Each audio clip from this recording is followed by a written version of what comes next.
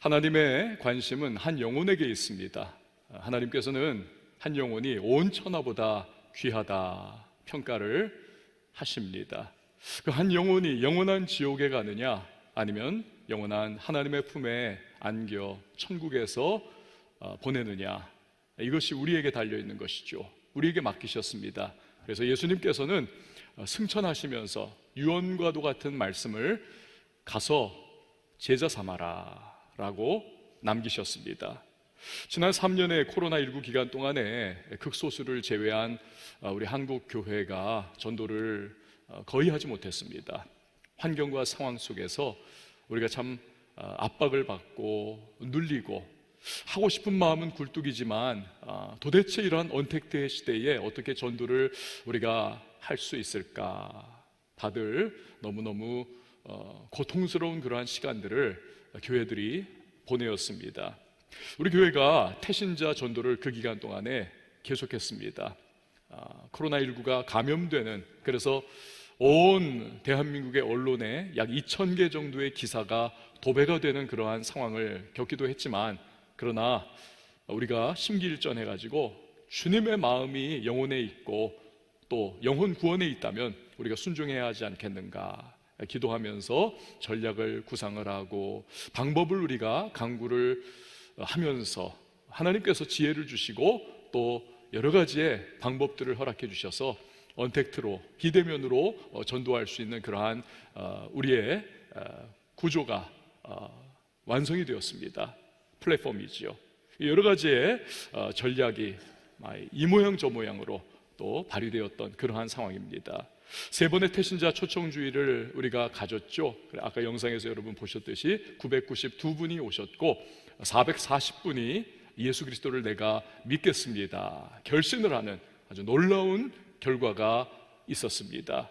하나님께서요, 그것을 굉장히 기뻐하셨던 것 같습니다. 야, 왕성교회가 그래도 정말 몸부림을 치면서 전도하고 영혼 구원하기 위해서 애를 쓰는구나. 우리에게 교회들을 세우고 목회자들에게 도전을 드리고 또 교회가 어떻게 하면 이 어려움의 때에도 전도할 수 있을 것인가, 노하우를 공유하라고 우리에게 시간과 장소와 또한 기회를 허락을 해주셨습니다. 거의 400명 가까운 그러한 분들이 이번에 오셨습니다. 멀리는 백령도에서 오셨어요. 백령도에서. 또 운전을 해서 제일 멀리 오신 분은 여수에서 오셨습니다. 부산에서도 오시고 각 지방에서도 오시면서 다들 어떻게 왕성교회가 이 어려운 때에도 참 전도를 했고 좋은 결과를 맛볼 수 있었는지 다 눈을 정말 초점을 맞추시고 귀를 다여시면서 그렇게 참 서로 간의 격려와 또 노하우를 나눌 수 있는 좋은 시간이었습니다. 여러분, 우리 성도님들도 헌금해 주시고 여전도회에서 식사와 봉사로 막 이 모양 저 모양 땀 흘리면서 섬겨주시는 참 아름다운 섬김의 기간이기도 했습니다. 이 과정을 통해서 우리 교회가 또 한국교회의 다윗의 물맷돌과 같이 작아 보이지만 참 놀라운 그러한 반향을 이루는 그러한 귀한 세미나를 가질 수가 있었습니다. 참 감사한 시간이었고 또 귀중한 기간이기도 했습니다. 여러분, 주님의 말씀을 우리가 따른다는 것이요, 쉽지가 않습니다, 사실은. 그러나 우리가 믿음으로 주님의 말씀 붙잡고 해야 할 바를 한 걸음 한 걸음 내디디면서 땀 흘려 섬기고 그 말씀 순종하며 나갈 때 반드시 하나님께서는 역사하시고 은혜와 복으로 우리에게 갚아주시는 줄 믿으시기를 바랍니다. 오늘 우리는요, 야고보서를 지금 이제 다룹니다. 하나님 말씀에 대해서 같은 맥락이에요. 말씀에 대해서 우리가 어떠한 태도와 마음을 가져야 하는가, 이를 통해서 우리에게 하나님은 정말 복받기를 원하시고 우리 정말 하나님의 은혜를 부어주시기를 원하시는 그런 하나님의 마음을 오늘 본문에서 우리가 알 수가 있는 겁니다. 알렉산더 대왕 아시죠? 아주 드넓은 땅을 정복을 했습니다. 울었다고 하죠. 더 이상 내가 정복할 땅이 없구나. 이 위대한 알렉산더 정복 왕인 그가, 그러나 여러분 아십니까? 다른 사람도 아니라 자기의 마음 하나도 이것 추스리지 못해가지고, 다스리지 못해가지고 낭패를 보고 스스로 목숨을 끊으려고 했던 그러한 경험을 그는 한 바가 있습니다. 어릴 때부터 친구로 자랐던 크레토스 장군이라고 하는 사람이 술을 마시고는 그냥 말을 막 내뱉고 있다가 그 말 중에 알렉산더 대왕이 모욕을 받는 그러한 일이 생깁니다. 분노가 일어났습니다. 아마도 경고를 하기 위해서 던진 거겠죠. 그러나 아뿔싸 그 창이 크레토스 장군의 가슴을 관통을 하고 그 자리에서 즉사를 합니다. 어릴 때부터 함께 중마고로 자라왔던 친구요, 정말 충직한 장군인데 그 말 한마디, 그 내가 모욕을 받았다고 해서 홧김에 던졌더니 여기 죽어버린 거 아닙니까? 너무너무 그 일이 고통스러워서 이 알렉산더가 스스로 목숨을 끊으려고 막 발버둥을 쳐요. 옆에 있던 장수들과 신하들이 뜯어말려가지고 그가 겨우 목숨 끊는 일을 포기를 합니다. 이처럼 전 세계를 정복해도 분노 하나 다스리지 못하는 것이 우리들 연약한 인간의 모습입니다. 정지우 작가라고 하는 분은 오늘날 우리 사회를 일컬어서 분노 사회다, Angry Society다, 한국은 규정을 내렸습니다. 정말 그래요. 여기저기서 여러분 보십시오. 분노가 막 성내는 모습이 뻥뻥뻥뻥 터져나오고 있지 않습니까? 마치 조금만 충격을 가하면 터져버리는 활화산처럼 한국 사회, 그냥 새로운 분노의 사건들이 여기저기에서 정말 끔찍하게 일어나는 것을 우리는 목도를 합니다. 믿는 우리는 객관적으로, 그냥 우리는 제3자의 입장에서 그러한 일들을 우리는 그냥 이렇게 보면 되는가? 그렇지 않습니다. 여러분, 우리도 분노, 우리도 성내는 일 때문에 얼마나 낭패를 보고 죄책감을 가지고 나 자신에 대해서 실망하는 일들이 너무너무 빈번하지 않습니까? 그래서 오늘 본문 19절에서 20절을 보면 하나님이 경고를 하고 계세요. 우리 같이 한번 읽어봅니다. 시작. 내 사랑하는 형제들아, 너희가 알지니 사람마다 듣기는 속히 하고 말하기는 더디하며 성내기도 더디하라. 사람이 성내는 것이 하나님의 의를 이루지 못함이라. 아멘. 듣기는 속히 해라, 말하기는 더디해라. 하나님 말씀하십니다. 우리는 거꾸로 가요.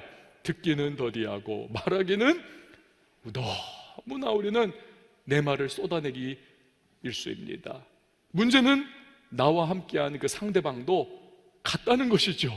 그러니 접점이 잘 이루어지지 않으면서 갈등이 생기고 성내게 되고 분노가 일어나면서 우리 인생에 정말 너무너무 여러 가지 문제가 터져 나오는 일들을 경험을 하는 것입니다.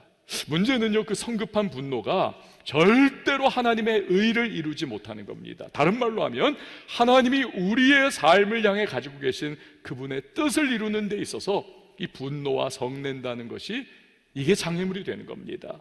그 대표적인 예가 바로 선지자 요나가 아닙니까? 요나가 어떻게 했습니까? 자기가 너무너무 바랬던 것은 원수인 니느웨 성의 사람들이 다 하나님의 진노로 멸망하는 겁니다. 웬일입니까? 하나님께서 그들을 용서해 주시잖아요. 그러니 하나님 앞에 막 분노하고 성을 냅니다. 하나님이 물으세요. 요나야, 네가 성내는 것이 합당하냐? 아, 요나가 뻗댑니다. 하나님께 막 분노를 표출을 해요. 내가 죽기까지 성내더라도 내가 뭐 잘못한 게 뭐가 있습니까? 아, 요나의 모습을 보세요.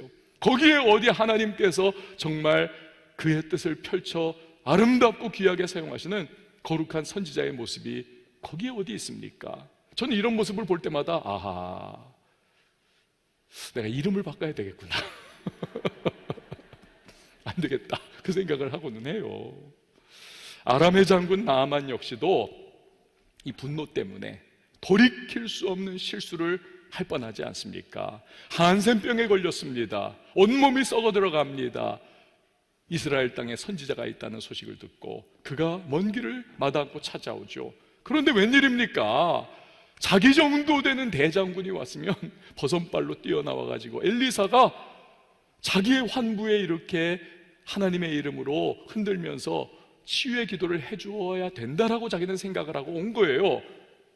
그러나 엘리사는 나타나지 않고 사원 하나 덜렁 보내가지고는 요단강에 들어가서 7번 몸 씻어, 그러면 날 거야.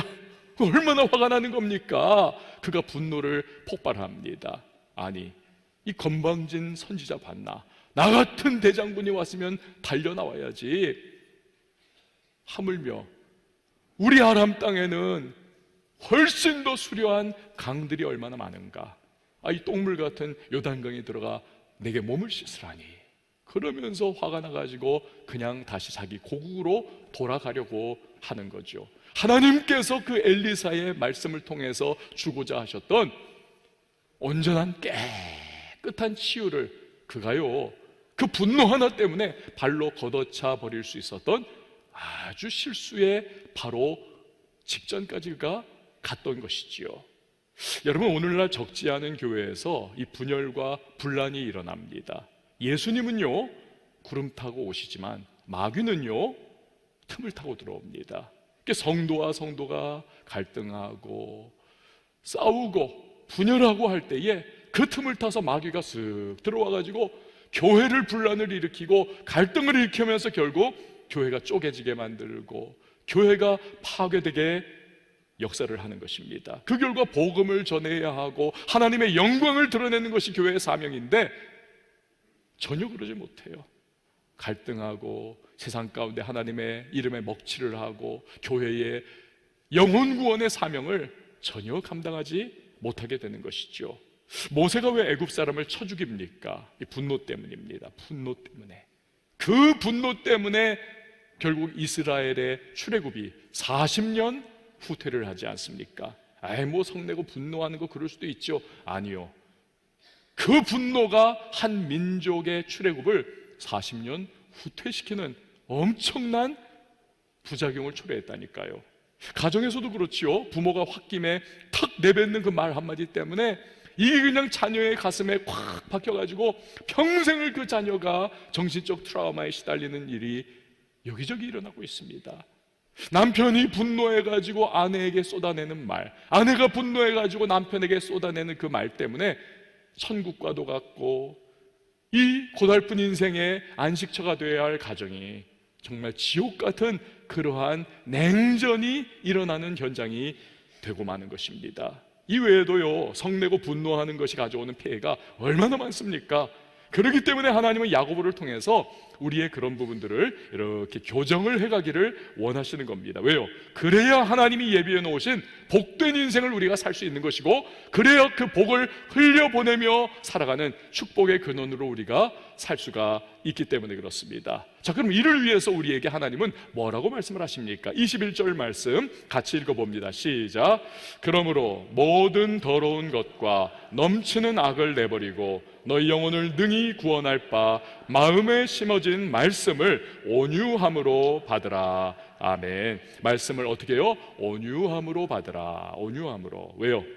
이 말씀에는 능력이 있기 때문에 그렇습니다. 일단 말씀이 우리의 심령 가운데 들어오면 역사하면서 우리를 변화시키는 힘이 있고 능력이 있다는 사실, 여러분 이거 믿으시기를 바랍니다. 그렇습니다. 말씀이 들어오면 우리의 삶이 변화하기 시작하는 겁니다. 디모데후서 3장 16절 이하가 바로 그걸 말씀하죠. 같이 읽습니다. 시작.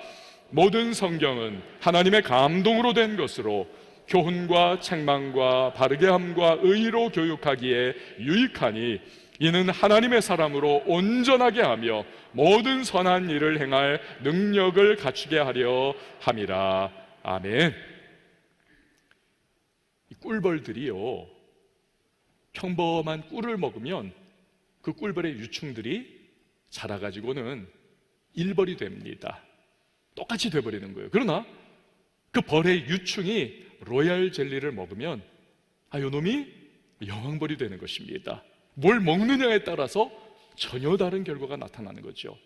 우리가요, 영의 양식인 하나님의 말씀을 잘 섭취를 하고 먹으면 여러분 우리의 삶이 변화를 받고 영광스러운 삶이 되고 하나님께서 역사하시면서 복을 나누는 축복의 근원으로 살아갈 수 있음을 믿으시기를 바랍니다.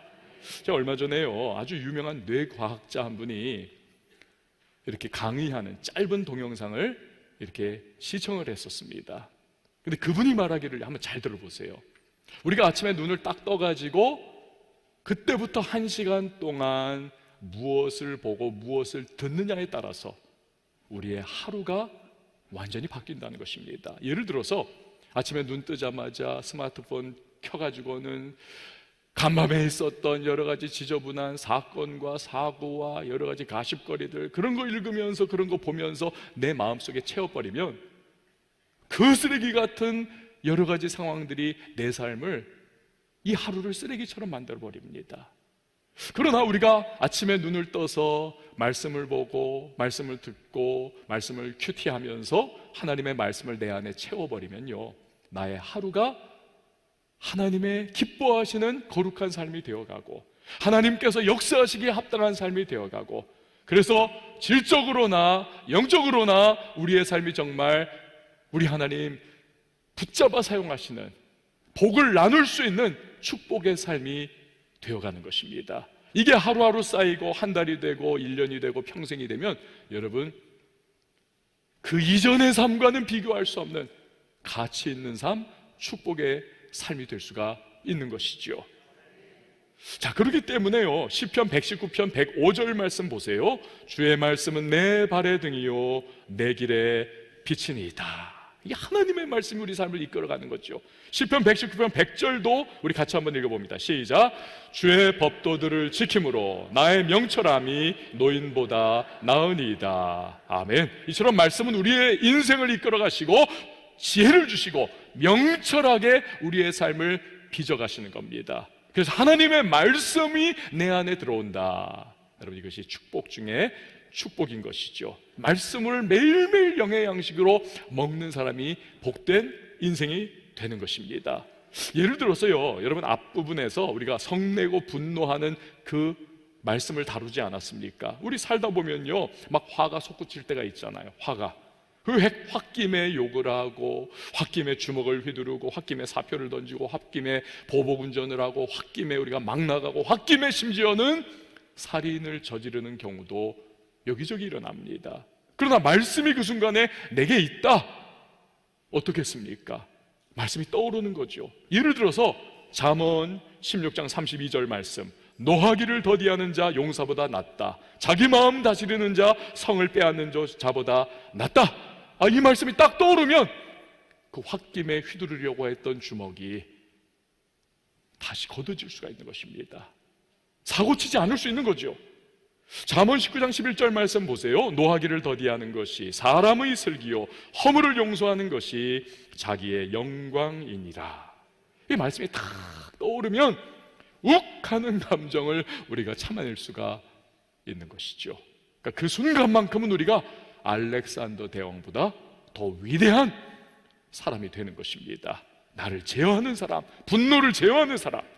벤 칼슨 박사는요, 세계 최초로 이 머리가 붙어서 태어나는 샴 쌍둥이, 이 분리 수술을 성공을 하신 굉장히 유명한 분입니다. 그런데 어릴 적에 이분이요, 분노 조절을 못했던 그런 사람입니다. 불같이 그냥 분노가 일어나면 그냥 앞이 보이질 않는 거예요. 그냥 확 행동하는 거. 어느 날 친구하고 그래가지고 싸움이 붙었습니다.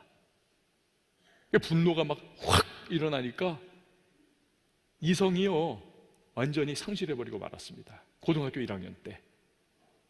그래가지고는 칼로 이 친구의 배를 확 찔러버렸어요. 칼로. 그런데 천만다행, 그 친구의 이 허리띠, 이 금속 버클, 여기에 그 칼이 탁 닿아가지고 그 칼날이 뚝 부러지고 말았습니다. 부러진 칼날이 바닥에 쨍그렁 떨어지는 그 소리를 듣는 순간 이 벤 칼슨이 정신이 퍼뜩 들어옵니다. 내가 친구를 살해할 뻔했구나. 집에 돌아가가지고 죄책감과 두려움과 막 자책하는 마음이, 이게 그냥 자기를 압도를 하는데 눈물이 막 쏟아지고 겁이 나고, 나 앞으로도 이러면 어쩔까. 근데 어머니가 했던 그 말씀 기억나는 거예요. 얘야, 너 위기를 만나면 하나님 앞에 기도해라. 그 막 욕실문을 잠그고 거기서 막 기도를 했다는 거예요. 눈물 콧물 다 흘리면서, 하나님 저 좀 살려주세요. 제가 오늘 친구 죽일 뻔했어요. 제가 이 분노를 제가 이거 감당을 못하겠어요. 저 좀 도와주세요. 1시간이고 2시간이고 눈물 콧물 다 흘리면서 막 기도를 쏟아내니까 우리 기도하면 그렇지 않습니까? 성령께서 우리의 마음을 위로해 주시고 평안을 주실 때가 있죠. 그 평안을 경험을 하게 된 거예요. 그래서 눈물을 닦고 나와가지고 탁자에 있는 그 엄마 성경을 이렇게 보니까 그 성경을 딱 폈는데 잠언이 펴졌습니다. 읽는데 마침 성냄과 분노와 참음에 대한 그러한 구절들이 나옵니다. 그러다가 오늘 아까 우리가 봤던 잠언 16장 32절 말씀이 탁 다가오더라는 거예요. 노하기를 더디하는 자 용사보다 낫다. 자기 마음을 다스리는 자 성을 빼앗는 자보다 낫다. 이게 눈에 딱 들어오는 순간에 하나님이 내가 기도하고 주님의 도움을 구했더니 이 말씀을 통해서 내게 찾아와 주셨구나. 그래가지고는요, 그가요 그때부터 성경 말씀을 읽기 시작합니다. 매일매일 하나님의 말씀을 읽으면서 자기의 분노를 다스려가는 훈련을 합니다. 그러면서 나중에는 그가 완전히 그 분노의 감정을 다스릴 수 있는 지경에 도달을 합니다. 열심히 공부하면서 결국 그가 꿈꿨던 의사가 되고 샴쌍둥이를 분리수술 성공하면서 세계적인 유명 의사가 되고 축복의 삶, 복을 나누는 삶을 살게 되더라는 것입니다. 할렐루야. 야고보는요, 우리가 이렇게 하나님의 뜻이 이루어지는 복된 인생을 살기 원한다면 그러면 말씀을 온유함으로 받으라. 온유함으로 받으라. 여러분, 여기서 이 온유하다라고 하는 단어, 이거는요 헬라어 원어에 보면 말이나 소, 가축에게 이 재갈을 딱 물리는 거, 이것을 온유하다라고 하는 겁니다. 여러분, 가축에게 재갈 물리면 어떻습니까? 자기 뜻대로 자기 생각대로 하지 않습니다. 주인이 이끄는 대로 순순히 따라가는 것입니다. 그게 재갈 먹이는 거죠. 그게 본문에 나오는 온유하다라는 의미인 것입니다. 그렇게 야고보가 말씀을 온유함으로 받으라. 무슨 뜻입니까? 하나님의 말씀을 순순히 부드러운 마음으로, 열린 마음으로, 공경하는 마음으로, 아멘의 태도로 수용성 있게 받으라는 것입니다. 씨 뿌리는 비유에 의하면 옥토와 같은 마음으로 말씀을 받으라 라는 것입니다. 전에요 어떤 남자 집사님이 있었습니다.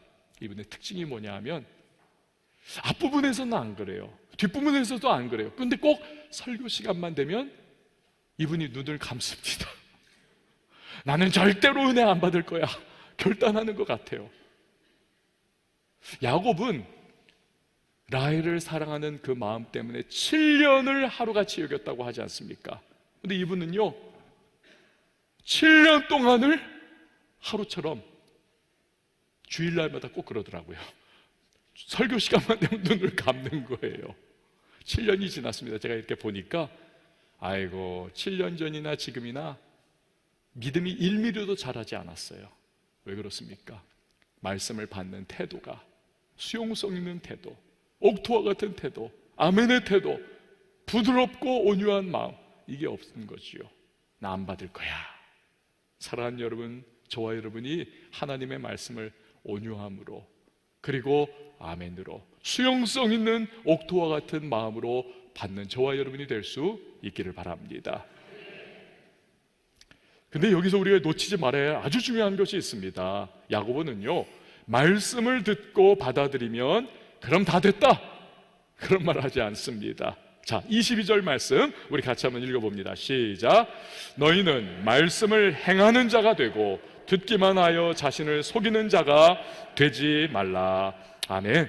여러분, 이 22절은요 야고보서 전체의 중심 구절입니다. 요절과도 같은 말씀입니다. 뭐라고 하십니까? 들은 바 말씀대로 행하라 라고 하십니다. 그리고는 뒤이어 재미있는 비유 하나를 듭니다. 23절에서 25절 말씀 보세요. 누구든지 말씀을 듣고 행하지 아니하면 그는 거울로 자기의 생긴 얼굴을 보는 사람과 같아서 제 자신을 보고 가서 그 모습이 어떠했는지를 곧 잊어버리거니와 자유롭게 하는 온전한 율법을 들여다보고 있는 자는 듣고 잊어버리는 자가 아니요 실천하는 자니 이 사람은 그 행하는 일에 복을 받으리라. 아멘. 어떤 비유입니까? 거울로 자기 얼굴 보는 사람의 비유예요. 거울로. 그런데 야고보 사도는요 이 문장에서 거울로 자기 얼굴을 보는 사람, 요 사람이라고 하는 단어를 굳이 여성 명사가 아니라 남성 명사를 딱 집어가지고 사용을 합니다. 남성 명사를. 여러분, 여성들은요 대부분 거울을 볼 때 아주 꼼꼼하게 거울을 봅니다. 자기를 스캔을 잘해요. 머리끝부터 발끝까지 꼼꼼하게. 그 화장도 기초 화장을 거울 보면서 거의 완벽하게 하고, 립스틱도 바르고, 헤어스타일도 거울 보면서 잘 꾸미고, 옷도 최선을 다해서 아름답게 입고, 다 완성한 것 같은데도 앞에 뒤태 다 거울을 보면서 자기를 평가하고, 아 립스틱이 좀 진한 것 같아 하면서 크리넥스 싹 뽑아가지고 해보고, 그러면서 자기를 거울 보면서 가꾸고 다듬고, 그리고야 이제 외출을 합니다. 반면 남자들은 어떨까요, 여러분? 거울 봐요. 그러나 거울 본다고 해서 별거 없습니다. 거울 보면서 그냥 생각하는 게 잘생겼어. 그러고 그냥 가버려요. 대충 보는 거예요. 그러고 나서 나가니까 그냥 사람 만나는데 보니까 지저분하게 코털도 삐져나와 있고, 머리도 그냥 부시시한 것이 여기 꼭지가 하나 달려있고. 남자들은 별로 거울이 도움이 안 되는 존재입니다. 그러니까 야고보 사도가 남성 명사를 쓴 거예요. 거울 봐도 보나마나다, 그런 얘기하는 거예요. 게다가 여러분, 야고보 사도의 그 당시에 거울이라고 하는 것은 오늘날의 거울과는 다릅니다. 그 당시에는 이 구리를요 펴가지고 그걸 어떻게라도 그냥 반질반질하게 닦고 또 닦고 또 닦고 해가지고 그저 자기 얼굴 뿌옇게 보일 정도, 이게 그 당시 거울의 수준이었습니다. 그러니 봐도 별로 도움도 안 되는데, 게다가 남자가 거울 보고 그냥 휙 지나쳐가서 자기가 어떤 모습인지도 제대로 모르는 것과 같은 그런 상황.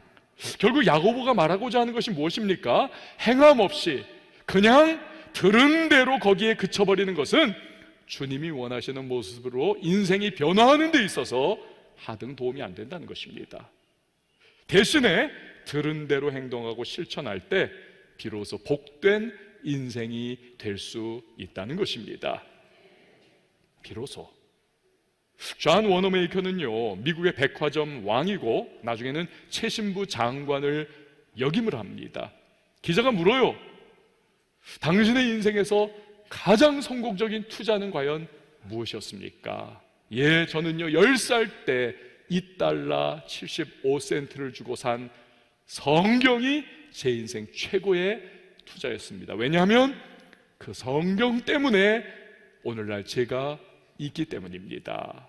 기자가 또 묻습니다. 그러면 우리가 성경을 사는 투자를 하기만 하면 우리가 성공할 수 있나요? 아니요, 그건 아니지요. 우선은 하나님을 믿어야 합니다. 그리고 그 성경 말씀대로 살아가야만 합니다. 그러면서 우리가 최선을 다할 때 하나님께서 우리의 삶에 은혜와 축복으로 성공의 길을 열어주시는 것입니다. 이게 존 워너메이커의 신앙의 고백인 것입니다. 어떤 분이요 이런 말을 했습니다. 제가 생각해 보니까 너무 멋져요. 하나님의 말씀은 순종의 밭에서만 자라난다. 하나님의 말씀은 순종의 밭에서만 자라난다. 여러분, 하나님의 말씀 안에는 온갖 은혜와 축복이 씨앗과 같이 그 안에 담겨 있는 것입니다. 그 열매를 누가 따먹을 수 있느냐? 눈물을 흘리며 씨 뿌리는 수고로운 농부의 마음으로 정말 버겁고 힘들어도 하나님 말씀대로 몸부림치면서 순종하고 그 길을 걸어가는 사람이 풍성한 말씀의 수확을 거둘 수가 있는 것입니다. 어떤 분은요 자기 마음에 드는 말씀은 순종을 해요. 그러나 마음에 들지 않던지 이거 좀 너무 버거워 옆으로 금방 치워버립니다. 그래서는 안 되는 것입니다. 말씀이 마음에 들던 안 들던, 그 말씀이 버겁던 버겁지 않던 우리는 하나님의 말씀에 순종하고 그 말씀의 길을 걸어가는 몸부림, 이게 중요한 것이죠. 그럴 때 하나님께서 우리의 삶을 변화시켜 가시면서 복을 주시고 복을 나누는 인생의 길을 걷게 해 주시는 것입니다. 야고보는요, 순종의 두 가지의 실제적인 예를 우리에게 보여주고 있습니다. 26절, 27절 보면 누구든지 스스로 경건하다 생각하며 자기 혀를 재갈 물리지 아니하고 자기 마음을 속이면 이 사람의 경건은 헛것이라. 하나님 아버지 앞에서 정결하고 더러움이 없는 경건은 곧 고아와 과부를 그 환난 중에 돌보고 또 자기를 지켜 새 속에 물들지 아니하는 그것이니라. 아멘. 하나는 뭡니까? 내 입에서 나오는 언어에 주의하라는 겁니다. 말에 주의하라는 겁니다. 여러분, 말이 무엇입니까? 나의 마음속에 가득한 사상과 내 생각의 표현입니다. 말은 곧 나 자신입니다. 그러므로 말을 제어하라, 언어를, 혀를 제어하라고 하는 것은 내 삶 전체를 하나님의 말씀으로 통제하고 인도하시는 그대로 나아갈 것을 강조하는 것이죠. 또 하나, 말씀 따라 순종하는 사람은 어떤가? 고아와 과부, 즉 고난당하는 자들을 돌보아 준다는 거예요. 고아와 과부와 같은 사람들은 이 야고보의 시대에는요, 어떤 경제 능력도 없던 사람들이에요. 그러니 아무리 도와줘도 나중에 그 도와준 것을 내가 돌려받든지 갚을 수 있는 여지가 전혀 없습니다. 그냥 흘려보내줄 뿐이에요. 여러분, 결국 무엇입니까? 돈이라고 하는 것은 우리 인생의 땀과 시간과 정성과 노동과 수고의 결정체가 아닙니까? 이 돈이라고 하는 것을 생명처럼 여기기도 하잖아요. 심지어는 돈이 우상이 돼가지고 하나님과 경쟁하는, 예수님은 돈을 일컬어서 맘몬, 재물의 신으로까지 그렇게 말씀을 하지 않습니까? 그렇기 때문에 고아와 과부, 돌려받을 여지가 제로인 그들에게 내가 베푼다는 것은 오직 한 가지입니다. 하나님이 나를 지금 바라보고 계시고 하나님이 내게 언젠가 갚아주신다는 흔들리지 않는 그 믿음이 있기 때문에 내가 그 일을 하는 것입니다. 믿음으로 살아가는 것, 그것이 이 두 가지의 예의 공통점인 것이죠. 결국 여러분, 나 자신의 마음과 생각, 나의 존재 자체, 내가 가진 모든 것을 이 하나님 말씀에 순종하며 살라, 이것을 야고보는 예로 들어서 표현을 하고 있는 것입니다. 많은 분들이요, 하나님의 말씀을 읽고 듣고 큐티를 하면 자기 믿음이 굉장히 좋은 줄 알아요. 착각입니다. 유명한 교회에 다니면 내 신앙과 내 믿음도 굉장히 좋은 것으로 착각하는 사람과 비슷한 겁니다. 전혀 그렇지 않습니다. 하나님의 말씀에 부합하는 삶을 살아야 그것이 진짜 신앙이요, 그것이 정말 하나님이 기뻐하시는 인생이라는 사실, 여러분 그것을 꼭 기억하시기를 바랍니다. 그건 놓쳐서는 안 돼요. 자, 이 이야기로 말씀을 마치려고 합니다. 어느 교회에 목사님이 부임을 하셨습니다. 첫 주일 설교를 성도들이 듣는데 은혜가 돼요. 아멘으로 화답하면서 기쁨으로 예배가 마쳤습니다. 야, 다음 주에는 목사님이 무슨 설교를 하실까? 웬일입니까? 다음 주가 됐는데 지난주 설교하고 똑같은 설교를 하세요. 이상하다, 목사님이 깜빡하셨는가? 그 다음 주가 됐습니다. 또 똑같은 설교를 하세요. 그 다음 주에도 또 똑같은 설교, 그 다음 주에도 또 똑같은 설교. 교인들이 화가 났습니다. 몰려갔어요. 목사님, 그럴 수가 있습니까? 아니, 설교 준비를 안 하셔도 어떻게 그렇게 안 할 수 있습니까? 너무 뻔뻔하세요. 그러려면 목사님 사임하십시오. 이 목사님이 사임을 하게 됐어요. 고별 설교를 합니다. 그런데 또 똑같은 설교를 하는 거예요. 마지막에 덧붙이는 이야기, 여러분 제가 처음 부임 설교 기억하시죠? 그런데 제가 그 설교를 지금까지 반복해서 계속해 왔습니다. 그것은 하나님의 말씀을 전했음에도 불구하고 성도님들께서 그 말씀대로 자기 자신을 내려놓고 변화하려고 하는 시도를 하지 않는 것이 제 눈에 보였기 때문입니다. 그래서 똑같은 설교를 했습니다. 이 교인들이 그걸 듣고 충격을 받았습니다. 아, 이 목사님은 진국이구나. 자기 목회에 결정적인 위기를 당할 수 있음에도 불구하고 우리가 정말 하나님 말씀대로 살면서 은혜를 받고 하나님 말씀대로 살면서 복을 받기를 원하기에 이 목사님이 똑같은 설교를 반복을 했던 것이구나. 그 교인들이요, 마음을 바꿔서 목사님을 붙잡았습니다.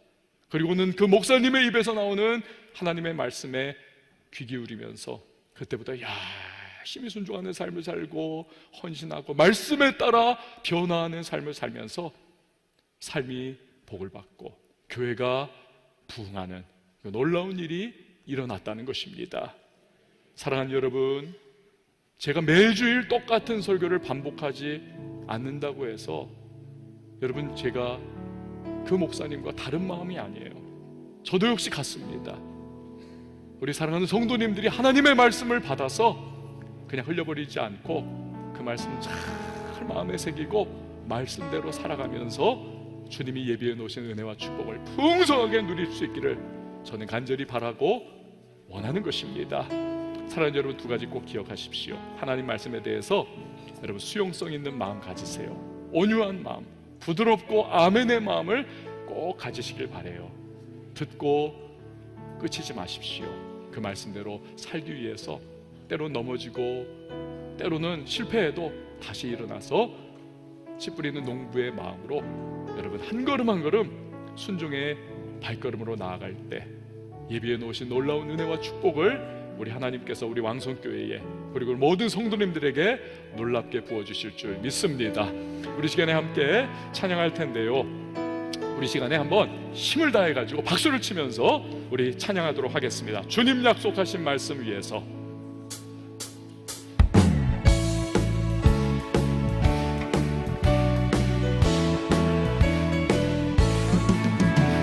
주님 약속하신 말씀 위에서 영원토록 주를 찬송하리라. 소리 높여 주께 영광 돌리며 약속 믿고 굳게 서리라.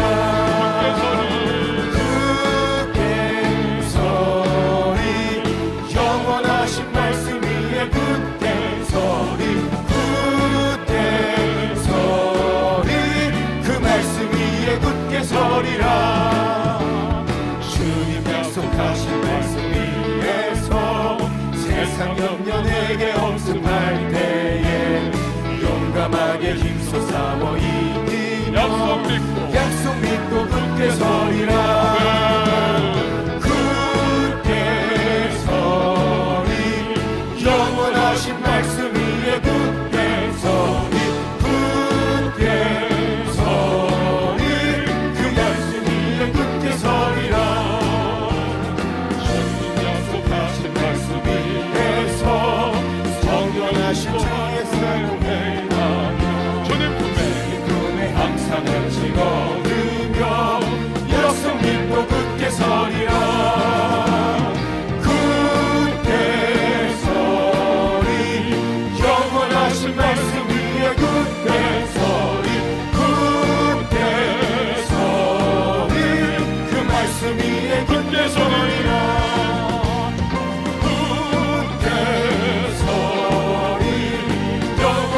말씀 위에 굳게 서리. 굳게 마지막으로 한 번 더 찬양합니다. 그 말씀 위에 굳게 서리라. 굳게 서리 영원하신 말씀 위에 굳게 서리. 굳게 서리 그 말씀 위에 굳게 서리라. 여러분, 이 시간에 우리 함께 기도하십시다. 주님의 말씀이 들려올 때에, 주님의 말씀이 내게 다가올 때에 내가 수용성 있는 마음으로 부드럽고 온유한 심령으로 받겠습니다. 주님이여, 그 말씀을 순종하고 실천할 수 있도록 성령으로 나를 도와 주시옵소서. 그리하여 하나님의 은혜와 복을 받고 그 복을 나누는 하나님의 사람 되게 해달라고 이 시간 말씀을 기억하며 우리 주님의 이름 세 번 외치고 통성으로 기도합니다. 주여 주여 주여. 하나님 아버지 감사합니다. 저희가 재밌게 하나님 우리가 말씀을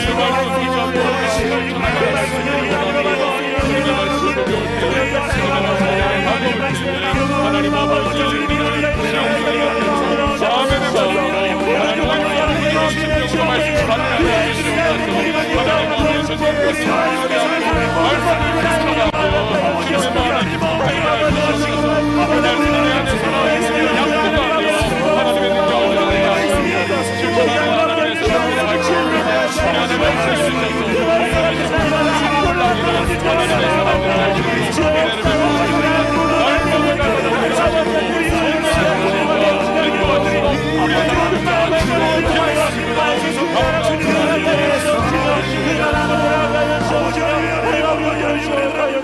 하나님 아버지 감사합니다.